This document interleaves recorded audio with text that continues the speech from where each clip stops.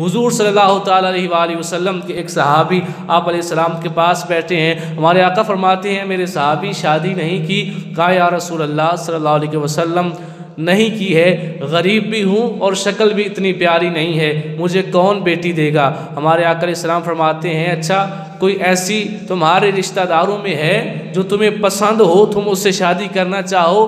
کہا جی حضور چچا کی بیٹی ہے, لیکن وہ خوبصورت بھی ہے, چچا امیر بھی بڑا ہے, میں غریب ہوں اور خوبصورت بھی نہیں ہوں, تو ایسا نہیں ہوگا کہ وہ مجھے رشتہ دیں. حضور صلی اللہ تعالیٰ علیہ وآلہ وسلم ارشاد فرماتے ہیں جاؤ جا کر اپنے چچا سے کہو کہ تیری بیٹی کا رشتہ میرے ساتھ اللہ کے رسول نے کر دیا ہے.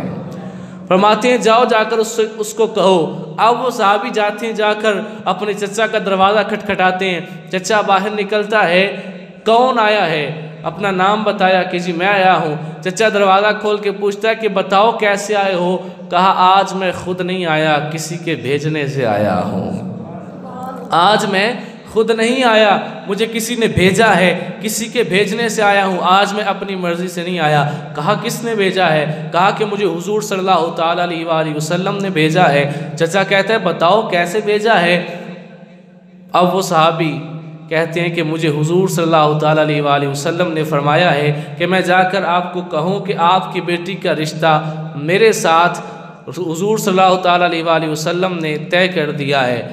صحابی حضور صلی اللہ تعالیٰ علیہ وآلہ وسلم سے بڑا پیار کرتے تھے, لیکن دل میں خیال کیا کہ میری بیٹی جو ہے وہ شاید اس کو پسند نہ کرے, میں اس سے خود جا کے سوال کروں گا. کہا کہ تم حضور کے پاس جاؤ, جا کر کہنا کہ وہ خود حضور صلی اللہ علیہ وسلم کی بارگاہ میں حاضر ہوں گے اور آ کر جواب خود دیں گے. آپ چلے جاؤ, جا کر کہنا وہ خود آئیں گے, خود جواب دیں گے. وہ نکلنے لگے تھے اندر سے, وہ عورت بھی بول پڑی جس کا رشتہ کیا جا رہا تھا. وہ اپنے باپ سے کہتی ہے ابا جی اس کو خالی کیوں بھیج رہے ہو؟ کہا بیٹی تجھ سے پوچھ کے پھر کوئی فیصلہ کروں گا. کہا پوچھنا کیا ہے, آپ اس کو ہاں کہہ دیں.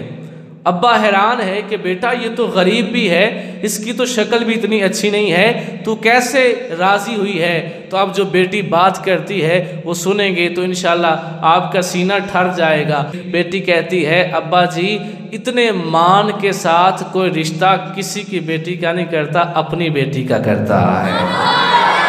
فرمایا حضور نے مجھے اپنی بیٹی سمجھا ہے تو میرا رشتہ کیا ہے, اتنے مان کے ساتھ کسی کی بیٹی کا رشتہ کوئی نہیں کرتا, اپنی بیٹی کا کرتا ہے. کل قیامت کا دن ہوگا, اسلامی عورتیں مسلمان عورتیں جنت میں بیٹھی ہوئی ہوں گی, آپس میں باتیں کر رہی ہوں گی. کوئی مسلمان عورت کہے گی کہ میری شادی میرے باپ نے کروائی, کوئی کہے گی میرا رشتہ میرے بھائی نے کروایا, کوئی کہے گی میرا رشتہ میرے ابو نے کروایا, کوئی کہے گی میرے ماموں نے میرا رشتہ کروایا, کوئی کہے گی میرے چچا نے کروایا, کوئی کہے گی میرے دادے نے کروایا, کوئی کہے گی میں خوش قسمت ہوں میرا رشتہ میرے پیر صاحب نے کروایا, کوئی کہے گی میں خوش قسمت ہوں میرا رشتہ غوث اعظم نے کروایا. میں اٹھ کر کہوں گی میرا رشتہ اللہ کے رسول نے کروایا تھا, میرا رشتہ خاتم النبیین صلی اللہ تعالیٰ علیہ وآلہ وسلم نے کروایا تھا. تو حضور صلی اللہ تعالیٰ علیہ وآلہ وسلم نے یہ رشتہ کروایا.